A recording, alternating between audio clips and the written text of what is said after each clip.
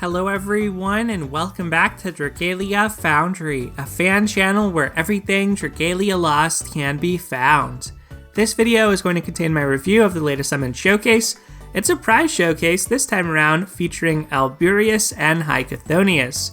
So yesterday in the This Month in Dragalia Lost video, I talked a little bit about this banner, but I have some more information now that the banner has actually released. And so I wanted to make this dedicated video to talking about Alberius and High Chthonius anyway, as I know not everybody watched the last one, and there are some important things to update y'all on compared to the speculation that I was doing yesterday.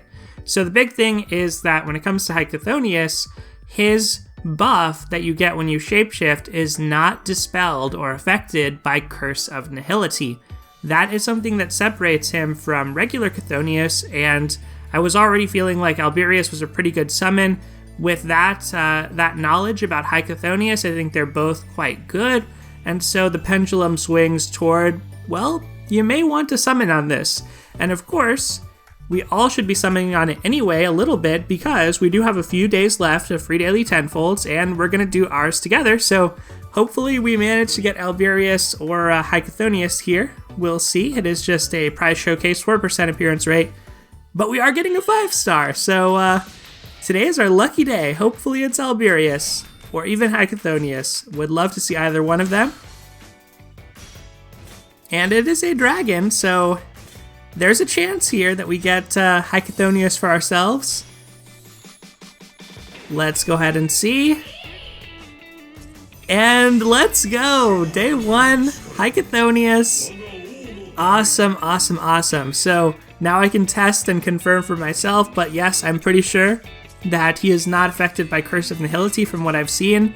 I actually had to go do a double take and check back on regular Cthonius, and indeed, regular Cthonius is nerfed, which feels super inconsistent because they're worded the exact same way.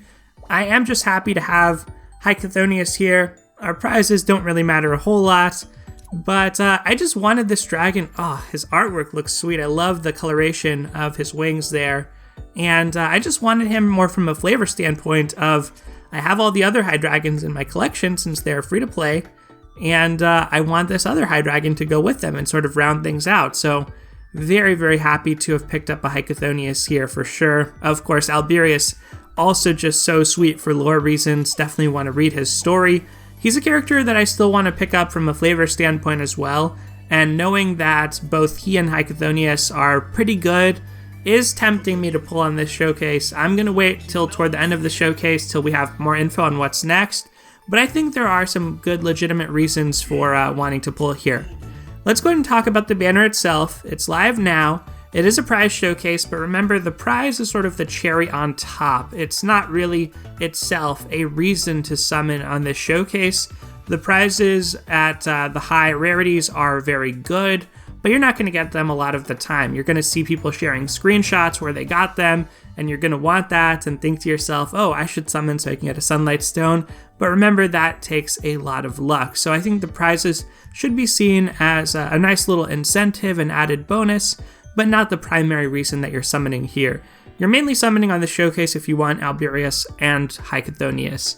There are a few other adventurers, and there's another dragon that are sparkable here, so I think for Wind it's Silas and Luis, and in Shadow you can also get Linnea, and for dragons you can get Midgardstormer 0, but I don't think any of them are also really factors in this, just like the prizes aren't factors. It's basically all about Alberius and High Chthonius. This lasts about a week, and let's get back to these characters. So I said yesterday that Alberius looks awesome. I stand by that. I think the portrait with the great worms in the background just looks really cool. And as it turns out, from the gameplay footage I've seen of him so far, he seems to have very good damage. So a couple details on his Circlet Dawn and Exalted Inception. Remember, for these attacks, he takes the form of a high dragon before he does the attack. In Circlet Dawn's case, he becomes High Chthonius, and that causes Shadow Blight. And the second skill, he becomes High Midgardstormer, and that causes Stun, and also gives you about 5% of your dragon gauge. Well, the way that these work is dragon damage does apply. Your Fafnir statues should apply to these, but Dragon's Claws, so things like buffs that you get for every transformation you do, This doesn't count toward those. If it did, honestly, it would be a pretty easy way to sort of exploit the system and get a lot of shapeshifts in very quickly just by using the skills. So it makes sense to me that it doesn't necessarily apply to Dragon's Claws, Dragon Scales, and Dragon's Skill, but it does apply things like Dragon Damage. And already just from the Fafnir statues, or Dracoliths rather, not the Fafnir statues, but the Dracoliths, that is a lot of bonus damage that you can get on this. Now, I've heard conflicting things about whether this counts the affinity bonus for Dragon's damage, and some reports I've seen early on Reddit are that it doesn't count the affinity bonus for some reason, or at least maybe it's not noticeable enough for people, but it does count regular dragon damage Wyrmprint abilities. This is one of those things where I feel like Dragalia has to just get a little bit better at being consistent. Like, I would not have expected Curse of Nihility to affect Cthonius, but not High Chthonius.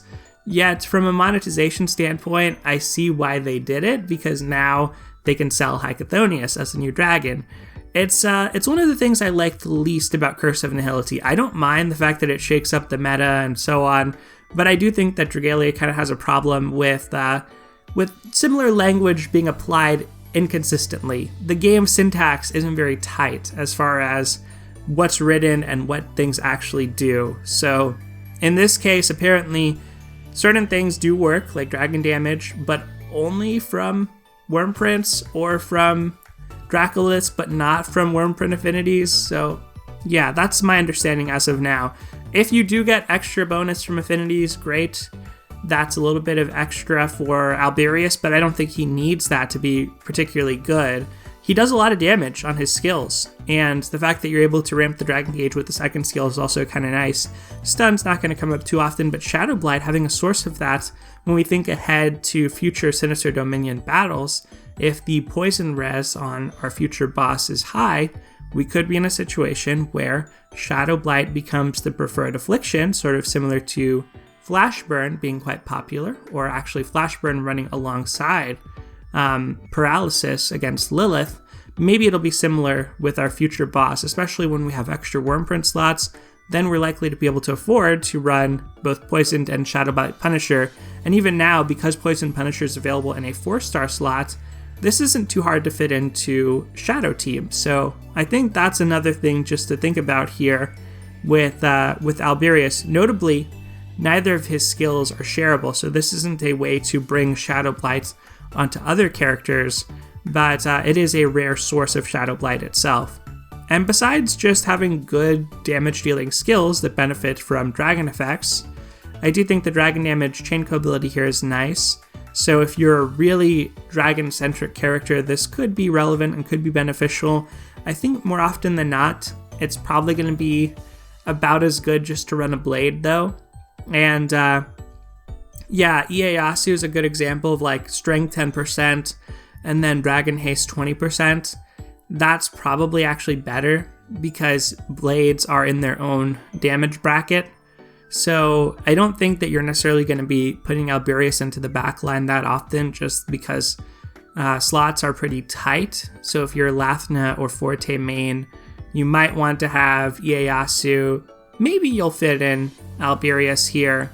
But there are other characters like Audric, maybe you want the Dragon Haste more. Probably not though, so it actually may sort of work out. It just depends how many stacks of Dragon's Claws you want. Like, do you want another Cleo on there for Dragon's Claws if you're running Forte? This actually might have a home, but I do think that there are pretty good options as is between Forte and Ieyasu, so this may have a home, but it might be like your third option as far as a dragon-centric character. There's also the possibility that maybe you just want to run some basic attack damage or skill damage depending on the dragon that you're utilizing. So this is still a unique chain code ability, and I think it's worth acknowledging and pointing that out. As far as the abilities go for Alberius, Shapeshift Prep, and Dragon Defense, I don't really have much more to say on this compared to what I said yesterday. 25% Dragon Gauge at the start of quests is really awesome. No other character can provide that amount, and really as far as dragons, you can get 50% through Ramiel, but you could use that in combination with Alberius. So I think one of the potential implications of Alberius could be as a very powerful character to take to Morsayati Reckoning and just start with a lot of Dragon Gauge and be able to shapeshift and deal a lot of damage. that certainly seems like a possibility here. He also has the Dispel on his attacks in Dragon form, including both of his skills, which is going to help against Kaiyan, where you need a lot of dispelling. Of course, you have to make sure your skills are charged and ready to use, or otherwise that you have a dragon charge so you can use its basic attacks to dispel.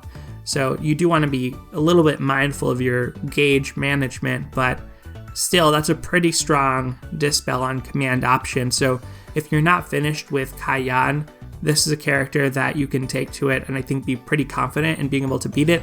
And then Blindness Res, a little disappointing because Ilya did have dual resistances, so it feels like Alberius of all people should get that same level of treatment, but he doesn't.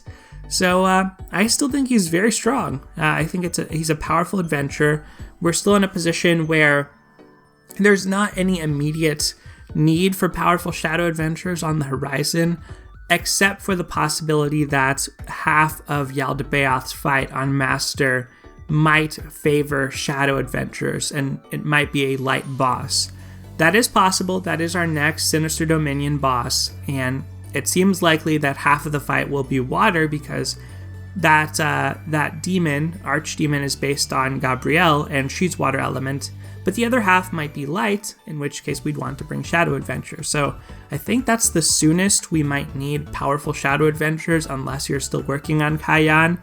And with Alberius being part of the permanent pool, that is a consideration or factor here as to why you may want to skip instead of summoning, outside your free daily tenfolds, of course. But Alberius looks like the real deal. If you're interested in farming a lot of Kaiyan, want to take it down faster, and you're not doing some of the chi strategies for the lower difficulties like the Veronica Mitsuba Fears on Master, it looks like a pretty powerful character. And for me, from a lore standpoint, I already want it, so that's enough to tip the scales in my opinion. But if you already have a pretty stacked shadow roster with characters like Belina, Joker, Grace, let's say, maybe you have Linnea built up, there are other adventures that you could have that you'll very comfortably be able to solo Legend Kaiyan. Gala Alex is another really powerful shadow adventure. So if you're in a position where you have a pretty deep shadow roster already, this may be an opportunity to actually save up. And at the end of the month, I think we're going to get Reborn Agni. Eventually we're going to get Reborn Nidhogg, but that's still a ways off. But there's never a shortage of these lucrative banners. And when there's a permanent banner these days, you do have to sort of keep in mind that the pool is getting pretty saturated. So if you don't pick up Alberius now, it may be harder to get him down the road. It will be harder to get him down the road. But at the same time, if this is a character that you're not going to need and you'd be happy with just getting randomly, then that might be a worthwhile trade-off. We have gotten a lot of free Wormite and free summoning resources from the anniversary, but it depends on your luck as well. If you're going for Gala Knot, some people like myself were very fortunate to get her on the free summons and were able to save. I actually had enough to spark for her and was considering it, and now I'm thinking I might spend that on Alberius. If you weren't as lucky with Knot and you decided to go for her, well, you may be in a situation now that you don't have a lot left for Alberius, and I don't know if this provides any peace of mind in that scenario, but I don't necessarily see him as a must-have. I think that Gala Knot had a very clear application immediately for Legend Ciela. When it comes to Alberius, I don't see that same clarity of use for him. And moving on to High Chthonius here.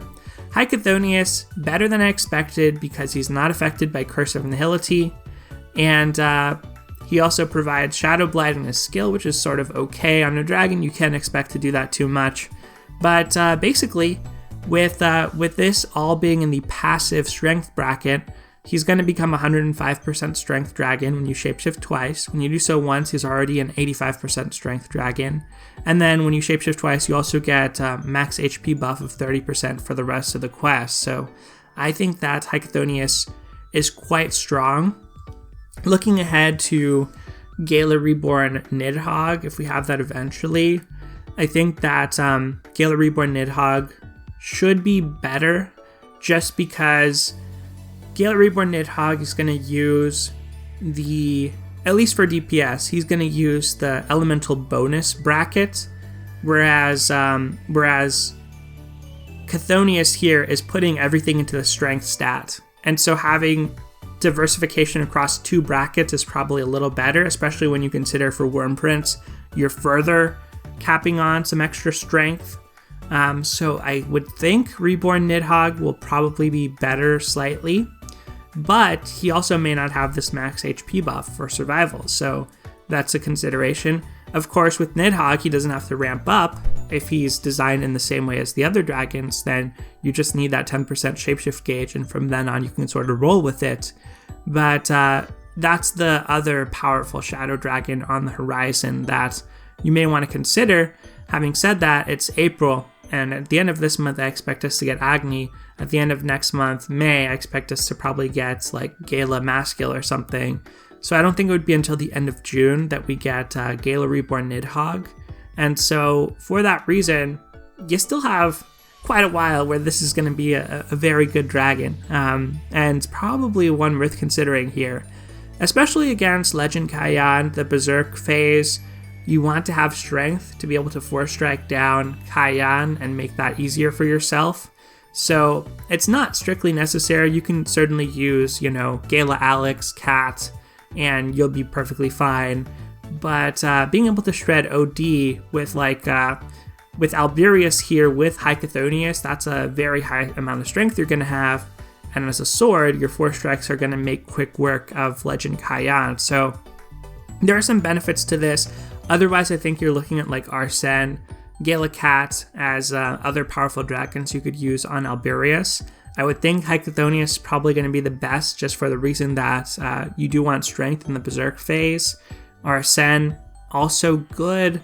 And then Cat, not as good in dragon form, but if you need to refill your stacks, it's okay, and it's going to should help a lot with Alberius' skills. So all 3 of them seem viable to me, with I think High Chthonius potentially being the best one. From a pure DPS standpoint, probably Gala Cat being even a little bit better, but a little bit less utility. So yeah, that's sort of my opinion here. I think that High Chthonius as a dragon is like an A, maybe not on the S level, but certainly could get there. The fact that you have to transform into a dragon twice is going to mean that he's not ideal on all types of characters. So first of all, on characters with Dragon Drive, I don't think this is even going to work the way that you want it to. But then beyond that, Kaiyan on Legend is a little bit more annoying in his Tartarus-like mechanics. It seems like Ciela and Kaiyan both borrowed from Tartarus because they are much more prohibitive on Legend about shapeshifting. Like Ciela's AoEs can take you out of dragon form, and so can her waves during the glacier attack. And same with Kaiyan, when he starts any type of dualism, you will be taken out of dragon form, or if he pins you down, you're taken out of dragon form. So in this case, it doesn't matter, because if you become a dragon, you're good. But if you're in the dualism phase, you can't even shapeshift. So there are a little bit of there's a little bit of like annoyance to dragon-centric mechanics in those fights now. But still, I think for a character like Alberius specifically, I mean, you're starting with 25% gauge here. And if you just run like a Delphi or something on your solo team and put Ramiel and Delphi, you can immediately shapeshift. You're going to be at 2 stacks on your High Chthonius very quickly. So I don't know it's necessarily faster than the current strategies. I think there's like 3.5 to 4 minute strategies for Legend Kaiyan. I'm just like slow and steady Belina 8-minute clear on that right now. But having said that, if that's something that you're interested in, that content is something you're still working on, this seems like a solid plan. You're getting Dispel, you're having a good way to deal with the Berserk phase with the 4 strikes, and Alberius just seems like an awesome adventure overall. I think it'd be cool to get to test him out myself. Unfortunately, we didn't summon him today, but hey, we summoned High Chthonius, and that was pretty awesome. That is going to do it for this video, everyone. I just wanted to do a quick little review here today to follow up, since I wasn't sure yesterday how High Chthonius would work with Nihility. I hope that you enjoyed this video, and let me know what you think about these 2 new characters, our new adventure and new dragon, in the comments below. that is going to do it once again. So thank you as always for watching. Take care, and I'll see you next time.